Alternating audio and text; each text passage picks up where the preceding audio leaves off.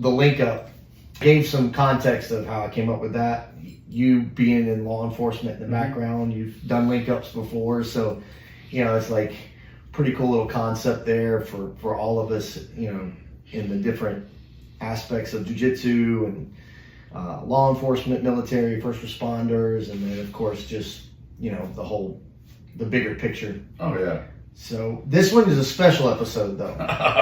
So I didn't tell you like what the topic was. So okay. the on the mat, with the competitor, off the mat with the professor and the academy, and then on the wall with the veteran. But you kind of have all of that because you're a coach, you're a mentor, you've been my mentor, also a competitor in jiu-jitsu, and then your law enforcement background, including like some SWAT stuff and like some really cool tactical stuff there.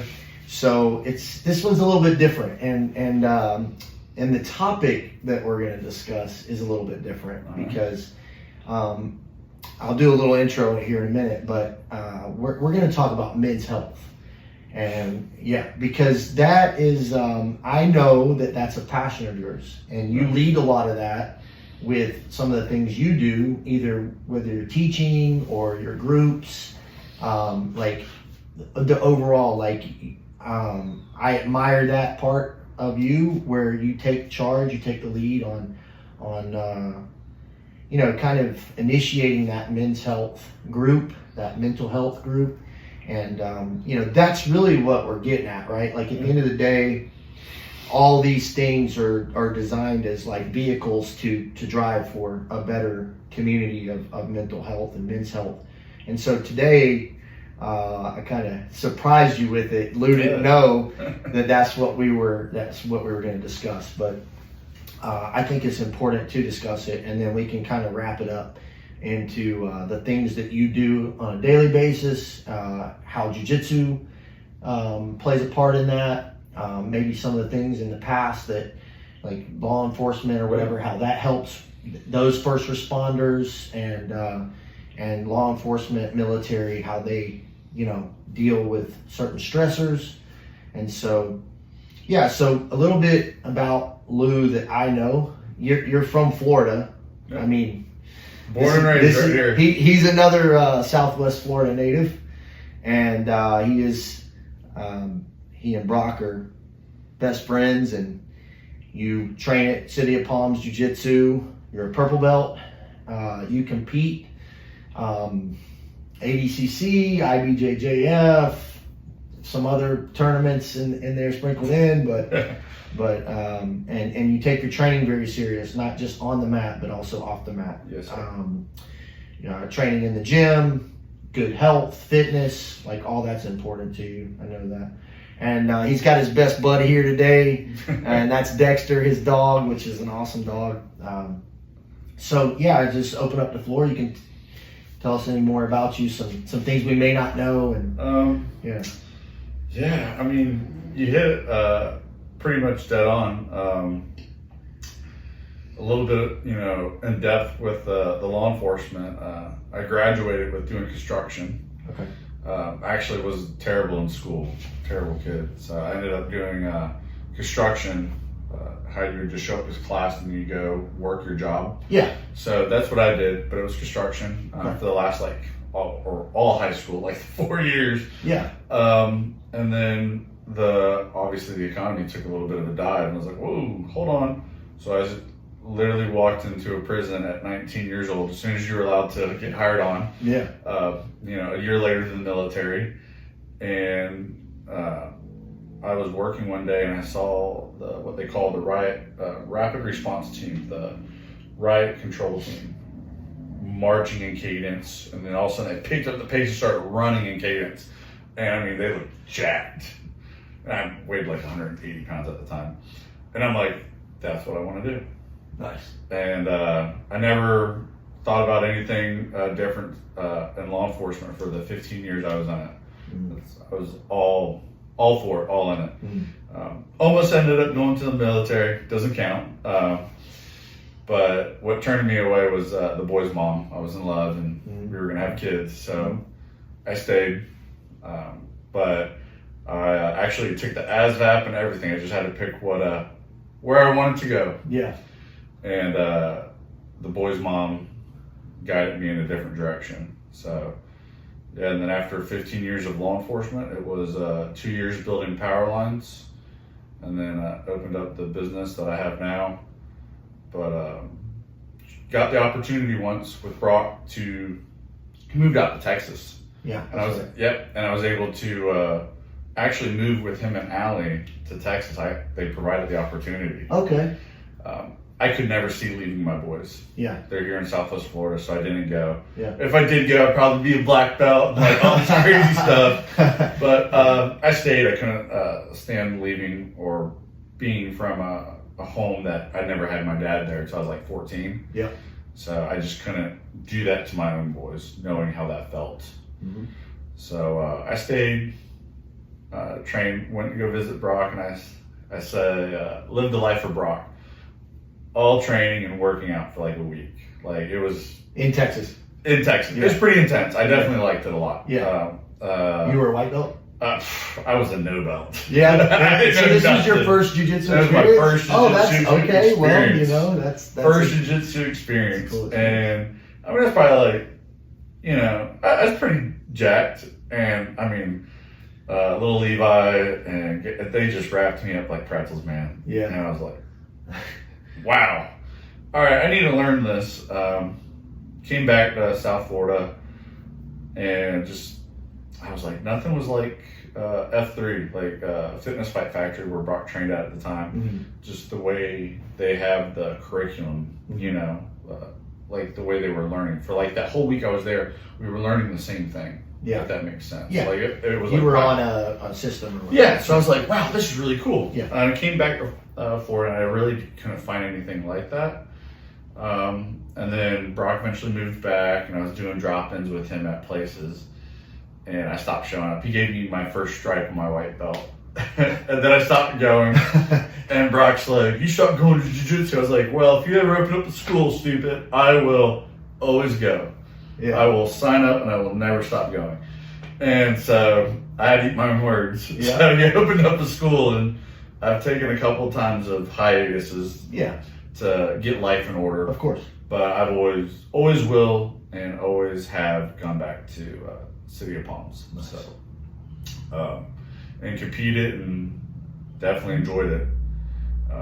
So let me bring it back. I'm going to Yeah. bring it back to you're in Florida, they're in Texas. You go out there to like do a visit, and while you're visiting, he's like, "Hey, I'm gonna introduce you to jiu-jitsu." Oh yeah. And had you already kind of learned about jiu-jitsu, like secondhand? When we worked at the sheriff's office together, Yeah. I was a CrossFit coach. Okay, that's right. CrossFit. I was his strength coach, and I'm, you know, squat cleaning 315, Yeah, and yeah. you know, just throwing weight around, Yeah, and you know, helping him. You know, we would do stupid workouts in the middle of the night. yeah. He mentioned that to me. Yeah. Oh my gosh, it was like 100 of like calories on a rower, and then it was so stupid. It was like 100, and then it would go down to 90 something, and then it was like by the time you got down to like the 30, it was like 30 box jumps. And 30 box jumps, you're like, oh, that's easy. But you got to think about everything once you've done you're- before. Yeah, And then once you got done, you had to go back up the ladder. yeah. And then I was like, I feel like we should push your truck around the parking lot. Yeah. So we ended up pushing the truck around the parking lot. We're like, that's a terrible idea. Well, the best experiences come from terrible ideas. Yes. Yeah. So it was great. I mean, it was great. We learned a lot about how in our 20s we learned how hard or how far we could push ourselves Mm-hmm. and still come back. Mm-hmm. And while he was doing all this, he was doing jiu-jitsu. Mm-hmm. Yeah. And This is when he was still. like he must have blue- been a white or blue belt. Yeah, he we was- had that. We talked about that a little Yeah, bit too. and, okay, so I can make that connection now. Yeah, so Yeah. he was still blue belt, and he was trying to get me to join. I'm like, gay, you know, like everybody else does. I say it for the longest time. You ain't man. Like, come on, like, yeah, whatever. Wow.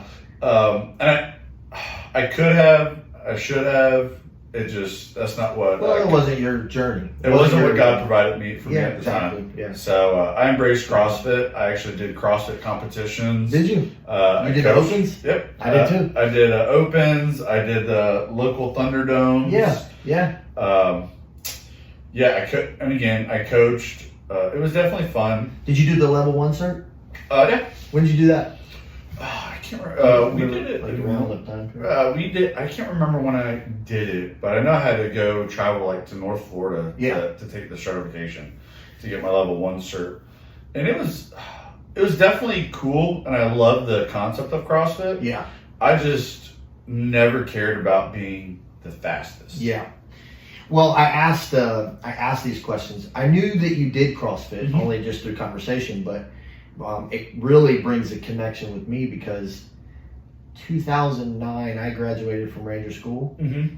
and I got into CrossFit when I got out. It was exploding at that time. Yeah. So I'm thinking maybe you were probably around this same period because it got real popular, Oh yeah. and then in 2010 I went and did the level 1 cert. Mm-hmm.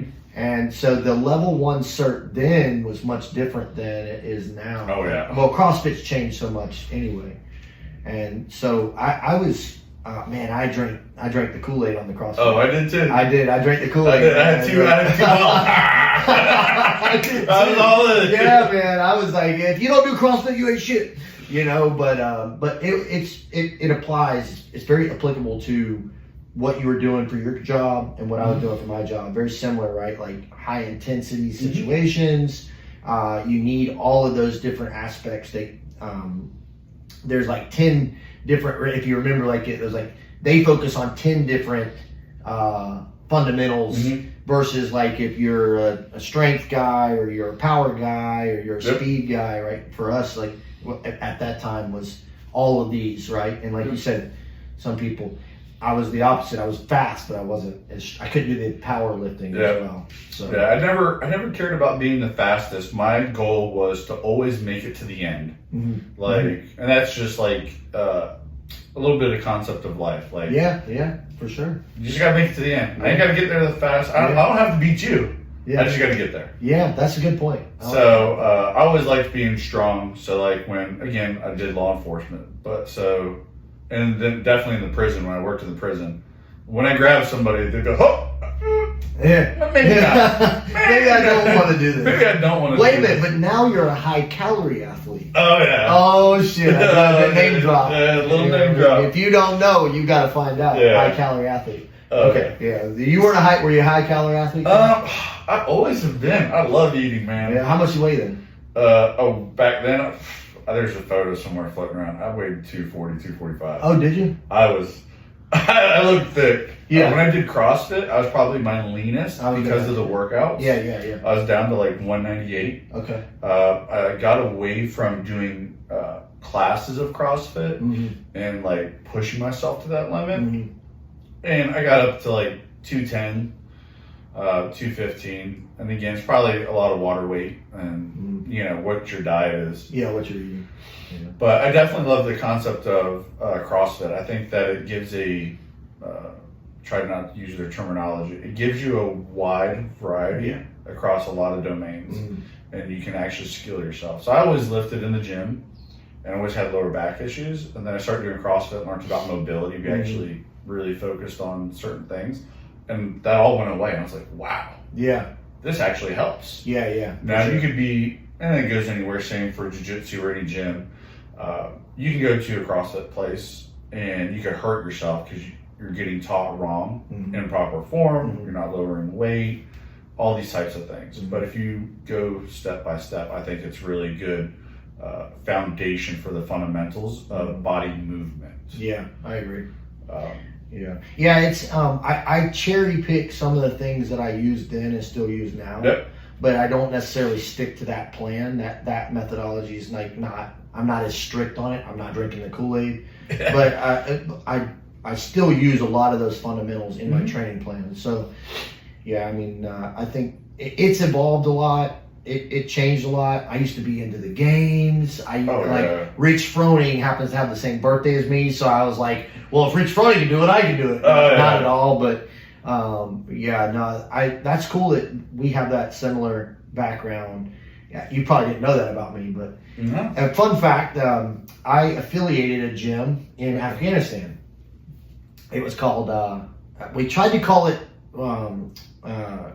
CrossFit Rocket City, but CrossFit wouldn't approve that because that was the nickname for Fob Shank in Afghanistan because we got Rocket. They just love to hit you with indirect fire all the time. So I was like, oh, we'll call it Rocket City, but CrossFit came back and said, no, we're not going to approve that. So I had to call it CrossFit Fob Shank, I think is what I think the name was. Okay. It's not there anymore because they destroyed it, but that base isn't there anymore. But that was 2012, and That's awesome. yeah, it was, man, everybody did CrossFit, and we had like real primitive equipment. Like we didn't have a lot of like nice equipment, so we were doing Fran with like some old barbell that was rusted, and Oh, that's how it was. That the people think like I mean, you know about government funding, and so do I. right. But working for the state to even a sheriff's office, like some of our equipment was like gifted to us from closed gyms, Yeah. or like were bought back in like the 70s that we still had just because they took care of it. But I mean, like I had barbell at the prison. We had barbells with weights welded onto it. Yeah. So people wouldn't take them, or they wouldn't throw them at someone. Right. Yeah. So it's, I mean, that's interesting. It's wild that, you know, again, it was a lot of primitive stuff, but it was just, it worked out so well. And that's one of the things that, whenever I got into more in depth from the prison to law enforcement and going for like SWAT tryouts and CERT, which was, CERT is the corrections side of a SWAT team. Okay. And like they're like, oh, what's the work? I want to say workout. Trying to think of the name. No, it's not a WOD. It's the fitness test they make you do. Oh yeah. So many push-ups, so many pull-ups. Yeah. It's I want to say it's something. I can't think of the name off the top of my head. For the law enforcement side? Yeah, law enforcement. It's what was used across the PT test. Yeah, it's a PT test, but like the military used it for the longest time. So did law enforcement, and it was like, oh, you have to do so many push-ups in a minute, so many pull-ups, and so many sit-ups, and run a mile and a half and under this. I can't think of the name of it off the top of my head, but like that was their standard, and I'm like, that's a warm-up. Like that's not a actual reality test of whether you can do these functions as a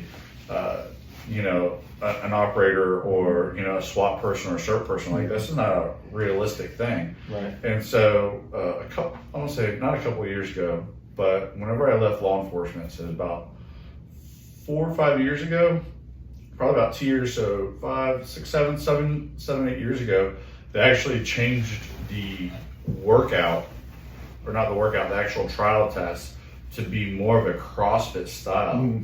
To where it was, you had to run it in boots, jeans, and it was a 400-meter sprint down and a 400-meter sprint back. And then you had to do it with two 25-pound weights, simulating weighted, like gun gear. Yeah, weighted gear. And then you had to do like equipment. Yep, and then you had to do it with the vest and the gas mask, and then you came back and did squats, burpees with it was like an actual little WOD with your equipment. I'm like, that is 100% a realistic thing for a SWAT operator or CERT operator versus the military. At a point in the military, you might have to run a couple miles to get to where you need to go.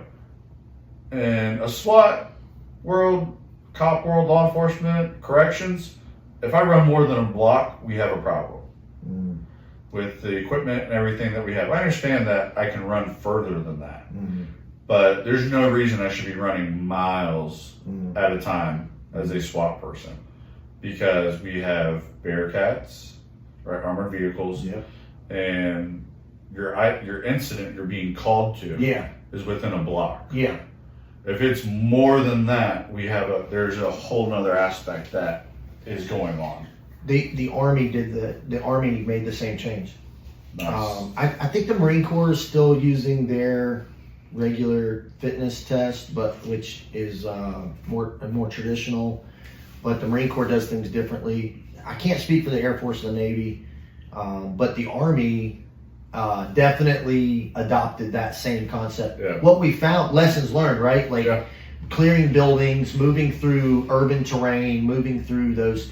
We found that we weren't running miles. We were moving heavy equipment for short bursts, and then you have to have enough in you to conduct that mission, right? Like getting there is the beginning, not the end. And the old concept was like, just get there and then we'll figure it out. The only time that I would say we're using long distances, not only time, but I don't want to speak in absolutes, but really your only is when you're leaving, like you're egressing, or you've got to move somewhere. Maybe you don't have the ability to egress out or exfil out properly. So yeah, same exact concept. It was like, we did away with they did away with it completely. They still have a 2-mile run in there, but it's after the 800-meter sprint. You have to do deadlifts, and you have to do a ball throw and these jumps, and then there's a lot more core testing, and it's more practical and functional for what we do as soldiers or first responders. Yeah. Like, and firefighters actually have it right for a long time. Oh yeah. They train that way because they're always in a building. So yeah, I mean that's cool that same thing, probably same time. I think people woke up after. I think the CrossFit methodology probably sparked a whole idea of Oh yeah, it what did. fitness- Especially whenever I'm terrible with names, but especially the owner or the founder of CrossFit. Yeah, Greg Glassman, I think Yeah, his name. it was like, He's a Navy SEAL. you know, if you want to make somebody a Navy SEAL, you'd put them through, you know, CrossFit. Yeah, And I'm like, I was thinking to myself, I was like, maybe for the fitness side of it. yeah. There's a whole other aspect to it Yeah. that you can travel down, but Yeah. fitness wise, I would say that would make you a very prime specimen, Yeah, physical wise. yeah. Now there's a whole nother mental and emotional thing that you need to Right. be able to handle. Right. Well, like it's like the resume gets you in the door, but the work ethic's what keeps you the job. Mhm. And like, so yeah, you might be physically fit to conduct this test and get into the door, but you're at some point you're gonna have to do the work, you know. Yeah. And it's not always pretty, you know. No. And whatever you're doing at a high level like that, it's gonna require some sacrifice, some personal time, extra PT, all that stuff. I mean, that goes back to, I mean, anything, and that even goes, we'll travel down the road now into Brazilian Jiu-Jitsu. Yeah, absolutely. I wanted to be on the ROT team, like I said, when I first started, and I was like, well, what do we have to do? You know, and so we started running, and it was so retarded thinking about it now. They would make us run in our Class Bs. Oh shit. Miles. Really? Yeah. What? It was State of Florida Department of Corrections. Boots? Boots, regular boots? Regular boots. Like, you learn real quick not to wear fucking heavy boots, man. yeah. But yeah. Shout out to the SOP Cs out there. Yeah. For everybody going through corrections academies, like, you guys don't have it like it was. Yeah. It's a lot easier. Yeah. But yeah, man, we somebody would do something stupid in class, and we go outside and do push-ups, front leaning rest position, whatever you want to call it. Yeah. Go running, Yeah. and then you come back and you're just sweating in your class feet. It was just so aggravating. Yeah. That was the point. Oh, but it was. They made Because it some very people good. that right there will make people quit. Oh yeah. It's not necessarily the physical, it's just having to deal with the mental. Yeah, through it. and some people are like, the same for me. And so that weeds out some people right away. It's just that little stupid shit will weed out some of the... But we would do that during the day, but, you know, it gets back to, like, well, if you want to be on that team, Lewis, what else are you doing? Yeah. So I started running from my mom's house in the shores down by Riverdale all the way to the Franklin Locks. And it's a mile or so, probably a couple miles. And I would do laps of it. Yeah. Like, get there, Yeah. go back, and go back. Yeah. And then, you know, you're doing your push-ups and sit-ups and trying to work out. And then as my time progressed in law enforcement, I realized that I just needed to do more of that if I wanted to be, You know, I could have the mentality all day, but if I can't physically take care of myself, like what do I need to? Yeah, it's pointless. I can have the mentality all the day in the world, but I need to be able to put it into play. Yeah. Like Captain America, right? Mm-hmm. He had the mindset, but he just didn't have the physique for it. Yeah. So Well, they hooked him up though. they hooked him up though. You know, they gave him the sauce. They gave him the special sauce. They gave him the special sauce. Yeah. But it just shows, like, you know, and it gives me chills using it as an example. In the later movies of the Marvel, Yeah. he pretends that he can't pick up Thor's hammer, which means he is of good heart Right. and will make the best Humble. judgment. Humble. Yeah. Woo, chills going on. Yeah. And, Yeah. you know, at the very end, you know, the end game, he, you know, actually finally picks it up. And it goes to show you that, like, you can have that mentality, but you have to be able to have the physicalness to go with it. Yeah. And you just can't have the physicalness and be, you know, just be very blunt with it. You can't be a douchebag. Yeah. You need to be able to have both to be in that position. Yeah. And that in jiu-jitsu, it's such a skill. You know, if it's in the wrong hands, it can be bad. Oh yeah, I mean, there's tons of people that have, you know, and I'll use law enforcement, the military, jiu-jitsu. There's tons of people that have had careers Yeah. in these, and they have done terrible things in the world. Yeah. Where they shot up schools, they robbed banks, Mm-hmm. they are pedos and need to be murdered themselves. I was gonna wear my shirt.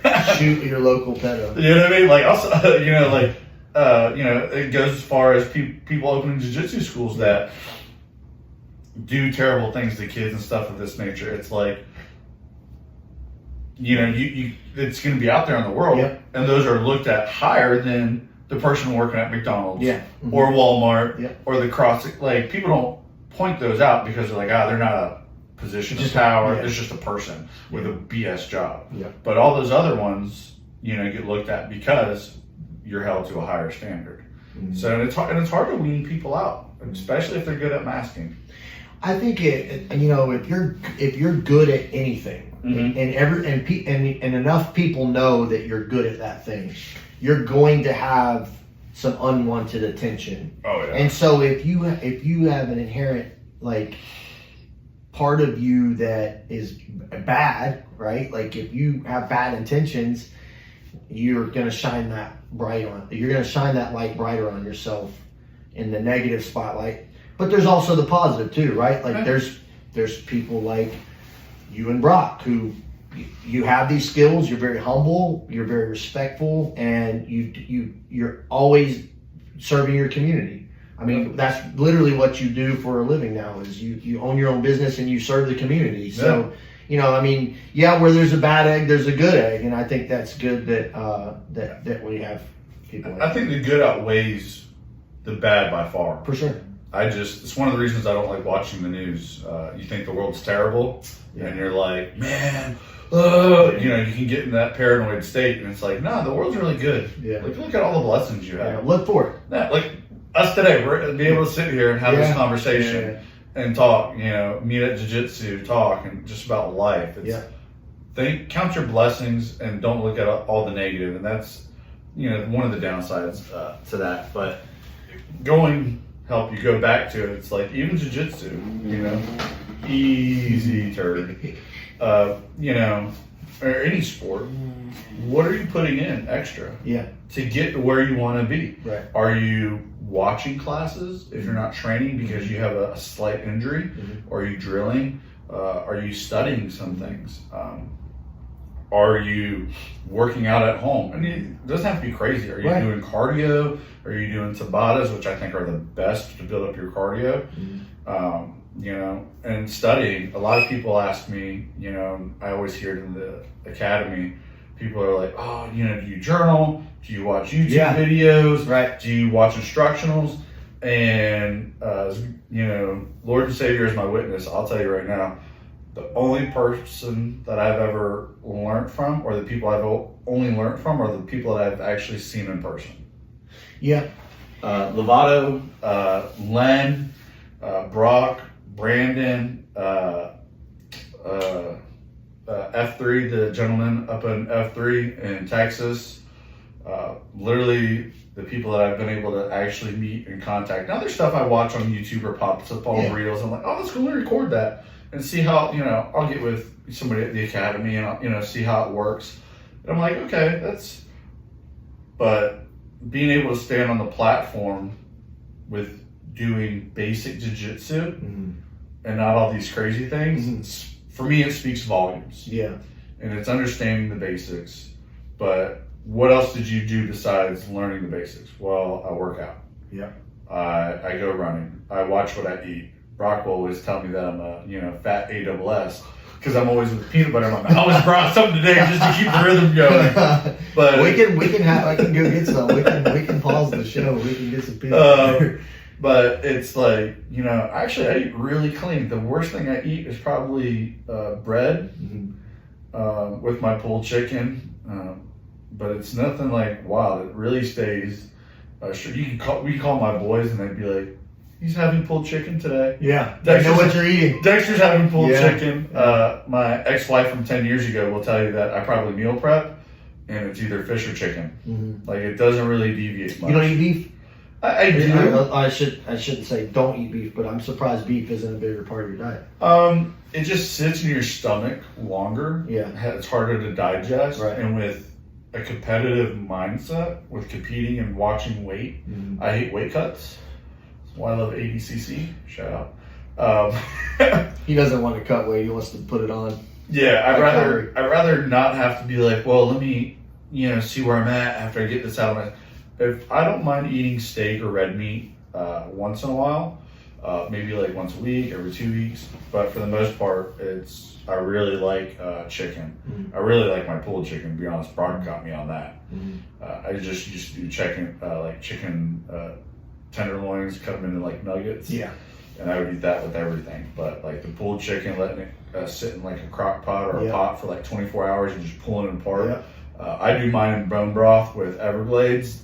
Dexter has to do just water because the garlic or onion.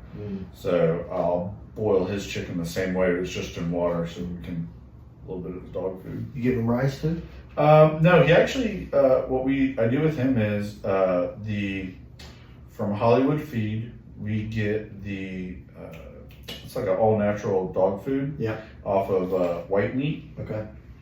And then I give him either pulled chicken with peas, pulled chicken with frozen broccoli, is what mostly he eats. Once in a while, I'll give him salmon, or what's the other one? I'll give him salmon or I'll give him raw steak. Dexter's eating good. But it can only be one meal. I did a day of like all salmon with him to see how he would do.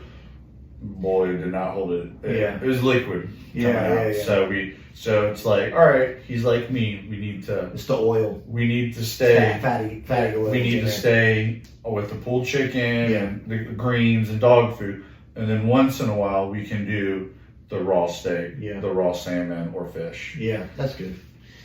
Yeah, I feed. I use beef and rice for my dogs. So I spoil my dogs too, but I mean, not spoil, not in a bad way, but like it's.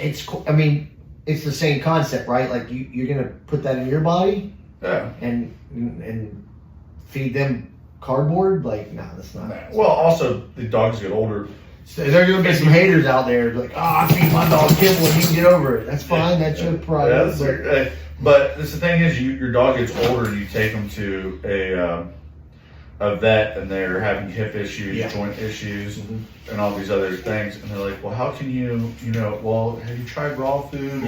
Yet, have you done these things with them? It's like, well, let's start this early so we can prevent it down the road. The same thing you do for yourself. Exactly. Yeah. Like, hey, let's not just eat good when we're old and starting to get crippled. Let's try to keep this momentum going. Okay, so I'm going to transition to, we covered the law enforcement and the jiu-jitsu. We've talked a little bit about nutrition. But how does all this, and all these topics they're very relevant to how we stay physically and mentally healthy. And so tell me a little bit about like what you do to stay mentally healthy. What are some practices? What are some things that you do? Even and look, I'm here because I have had my own mental health struggles, but Oh, there's a lot of practices that we can do to increase or improve mental health, and so I'm interested to hear about you. So, what has helped me for the longest time with my mental health was always going to the gym. Was always to go work out. Obviously, it's one of the reasons I look the way I do. So Yeah. I put myself in the gym a lot. Yeah. At one time, it was 24/7. So I would, middle of the night, I'd go do workouts. Also, it's like, you know, what do you do in the dark? You know, to, you know, cut a little deep and throw myself under the bus. I'm no hero, no perfect, no one perfect. For many years, I had drank at home. I don't go out and drink. I drank at home many years. Brock one time helped me move and saw my crown bags, and he's like, "Bro," I'm like, "No, I don't have a problem. Yeah. Like, We never do. I don't have a problem. Like, I go to work, I function right. Yeah. This is on my off days. It's how I go to sleep. I make it work. Wake up. All right, let's get back after it. Let's do what we need to do." You know, and that was like, I want to say a subtle thing that I did forever. Now, I've always have had like a little nicotine fix from being a kid forever ago, but I want to say it was, it's never been like something that like legitimately controlled me. But as far as like getting stressed or being upset, I'm like, "Oh, I'm gonna go to the gym and work out," and then you're all pumped and everything, and then I go home and I'm like, you know, still in your mind, everything going on. So you're like, "Oh, I'm gonna have a little drink. Yeah. I'm gonna cool down." And you know, it happened many you I got away from it, and then it came back after a whole scenario. Well, to be blunt, you know, it's got the better end of me before. The real, way terrible better end of me. But I have to say now, probably for 4 or 5 months, I haven't had a drop of alcohol. Good for you. I sincerely, it comes very easy in my family to drink. Yep. I have no desire to pick up a bottle or anything alcohol related unless it's like a nice glass of wine with a steak dinner out with my other half or Brock and family. Right. Like, I have no desire to drink. One, I think it actually, the last time I went off the deep end in drinking, I got myself actually in a bad medical position. So I don't think that it's something I can do anymore. Like super bad heartburn, acid reflux, however you want to call it. Like, and that was just one glass. And I'm like, "Oh my gosh, like this is terrible."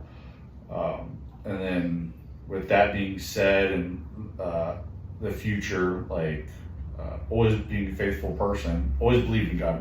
Grew up going to Catholic school, but after that terrible alcohol experience, ended up walking back into the church, and the first thing it was they were going over relationships.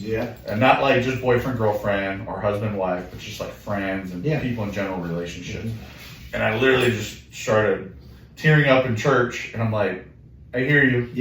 Wow, I'm gonna get teared up. I see you. You got me. Like, so I made it a point to always to always be there.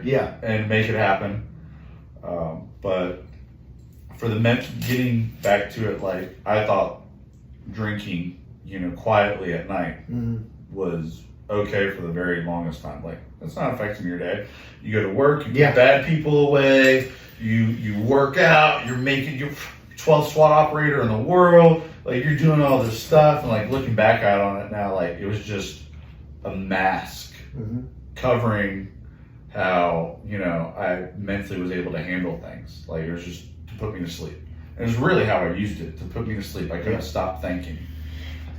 I would say that there's probably a lot of people that can relate to that in many ways. Maybe people that are going through that now or have already experienced that. I personally, like, same thing. I haven't drank in 4 years. I quit drinking August 23rd, 2021, which was the anniversary of the day I joined the military. And it was very similar, right? Like, we rationalize it. Like, well, I'm doing all these good things, so if I'm drinking, I'm balancing it, right? Like, I'm balancing it fine. I handle it fine. Right.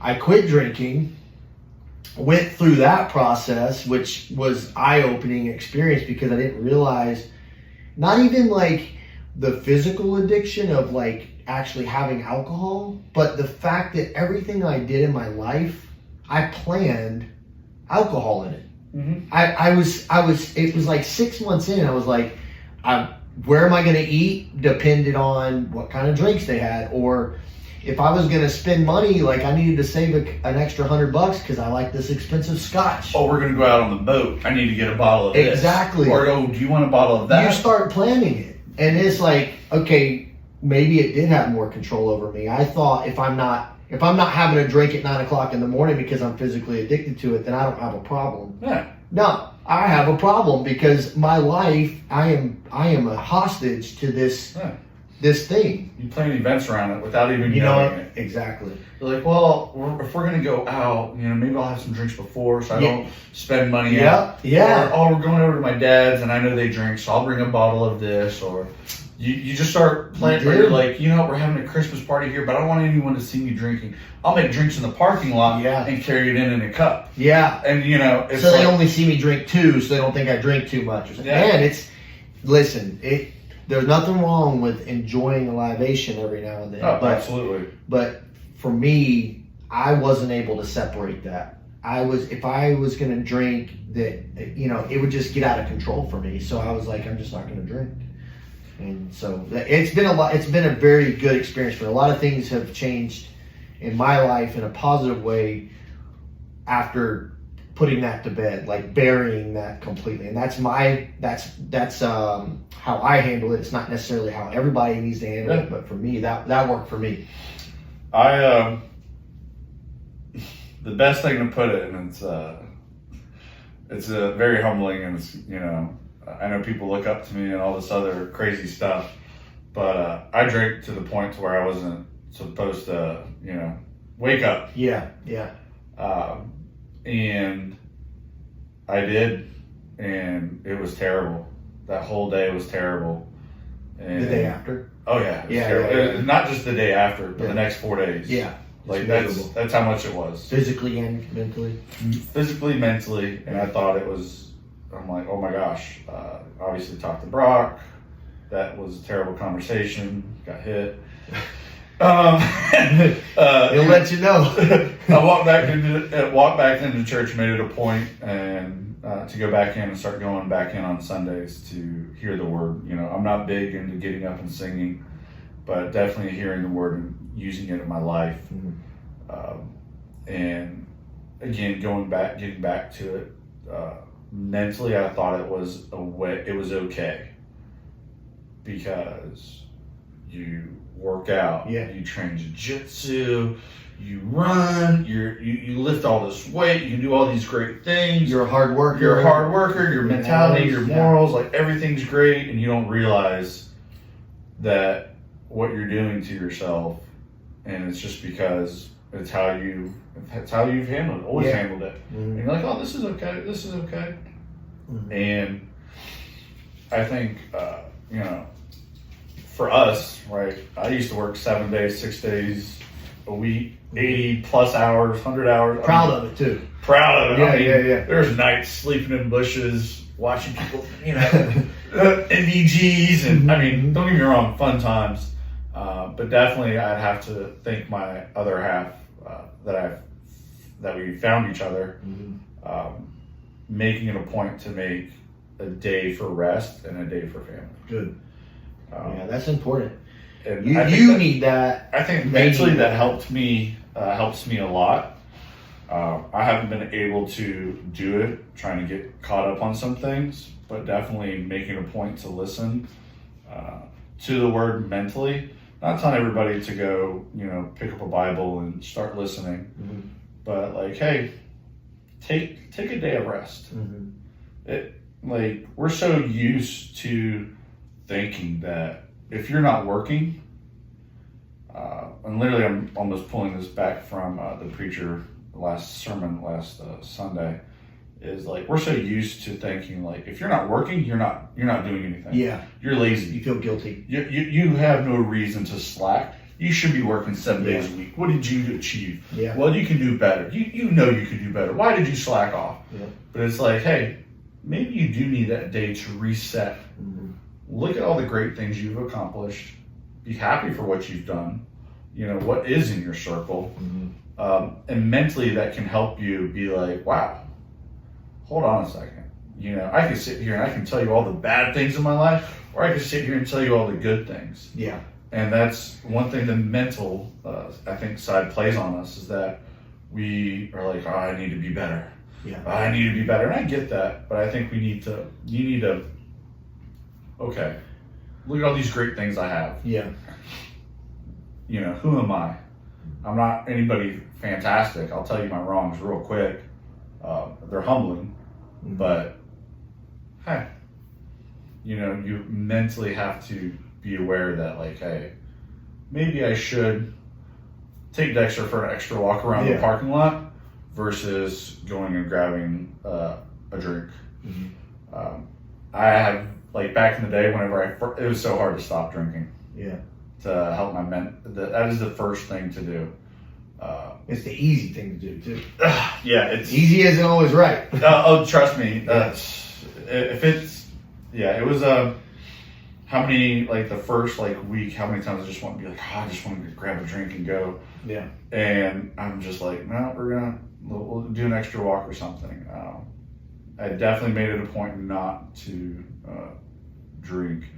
And then it's like step by step. All right, what's the next goal we're going to do? Okay, we're not going to have any what they call now lip pillows or Zins or anything during the day. Lip pillows, yeah. But we're not going to do any Zins. We're going to we're going to kick the nicotine habit. How far apart was that? 4 months probably now. Mine was 3 months. It was Copenhagen. Yeah. Oh my gosh, Copenhagen winter. Yeah. Come on, Copenhagen pouches. That's what I'm talking about. right. Don't do them. They're terrible. I can't. Yeah, I'm not promoting to that. Man. I'll tell you what. So, and I grew up hillbilly, man. I did too, man. 12, That's 13 crazy. years old, we were stealing from our uncles and stepdads. Yeah. Stealing Skull Mint and Yeah. Copenhagen stuff. Yeah. Riding off on the four-wheeler, putting I'm the coolest guy in the neighborhood. Or we go back, my Aunt Pam would be, let me see your lips and let me smell your breath. Yeah. You know, trying to catch us. And it was a habit, and we thought it was something that was okay, how we grew up. And it's like, all right, well, now we've kicked alcohol to where it's not a regular weekly thing. Right. To where it's not even something I have to think about. Is it in my budget? Like, okay, you bought 2 bottles a month, 3 bottles a month. Yeah. Like, back to that. Like, I don't ever want to get back to that. Like, thinking of it as an expense. Yeah, it's part of your life. Like, oh, this is part of my life. I have to think of it as like, no. Yeah. I don't even. I go grocery shopping and I buy my liquor. Yeah. No, let's just go grocery shopping. Yeah, like, it used to be like that. And the same with tobacco. So it's like, all right, no tobacco. We don't want to think of it as an expense. Like, all right, well, you spend this amount of money a week on lip pillows and this. Like, no, you shouldn't. Don't get me wrong. I think there's a rare occasion you're out in the woods with your buddies or doing something. You have a cigar, a wedding, or you guys, out on the boat. You want to have a little zen. Like, I understand the occasion, but it should not be an addiction to where you're mentally attached to it. Well, I think we could probably stay here for hours talking about this. I know that I'm very interested in doing this on a regular basis with you. So, and we can, pick different topics and all that kind of stuff. But this was a fun thing. I want to close it out with it's for me, just from my point of view, when I came into jiu-jitsu and when I got into it, when I put myself on the mats, my story's a little different because my son was doing jiu-jitsu and I was around there all the time and I was watching and observing and learning. But when I got on the mats, one of the first people that took me under their wing and taught me some things was Lou. And I still use those fundamentals every time I roll and I'm very grateful for that. I feel like he helped me build a foundation to build and grow on. I'm still very new to jiu-jitsu, always learning, always growing, sometimes backwards, but definitely making progress. But yeah, I just wanted to say thanks for that. And then aside from the jiu-jitsu, also like the mentorship, like off the mats, like just you're always checking in. You're always, making sure that everybody's doing well. You always got a positive mindset. Even when things aren't going great for you, nobody knows it because you are kind of Lou the man is a larger than life character. And no, for real. But I'm grateful for that, and I appreciate your time coming in, and let's do this more. And, absolutely, it's awesome. Love that you started this. And, I say that there's a lot of people out there that have started podcasts, and it's built off of just be very blunt with it. It's a fake foundation. Yeah. Or, it's not, it's what they're showing you to perceive. Yeah. And from listening to Brox and talking today, nothing I think that is being built here has been fake. Yeah. It's real questions. Let's give real answers. Let's not try to sugarcoat it. Mm-hmm. I even try to, at one point, it's still there. Nobody messages in it too much, but started, a Facebook little message group about men's mental, health and like life.